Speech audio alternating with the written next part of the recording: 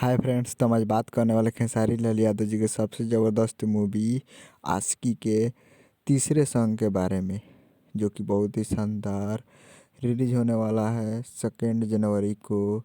सुबह सुबह ही रिलीज होने वाला है, जो कि पोस्टर रिलीज हो चुका है। तो आपको स्क्रीन के ऊपर दिखाई दे रहा होगा अपना दिल के, जो कि 2 जनवरी को रिलीज होने वाला है 6 बजे सुबह में। आशिकी मूवी का सॉन्ग रिलीज ऑन 2 जनवरी और इंटरटेन रंगीला भोजपुरी यूट्यूब चैनल पे ये सॉन्ग रिलीज होने वाला है। इंटरटेन रंगीला भोजपुरी यूट्यूब चैनल पे।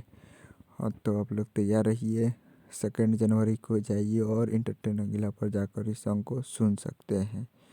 हम उम्मीद करता हूँ आपको वीडियो बहुत ही अच्छा लगा होगा। तो हमारे चैनल को सब्सक्राइब करके बेल आइकन प्रेस कर दें, ताकि जो भी लेटेस्ट न्यूज़ खेसारी लाल यादव का आए हम आप तक पहुँचाते रहें। जय हिंद, जय भोजपुरी। मिलते हैं अगले वीडियो में, तब तक के लिए टाटा बाय।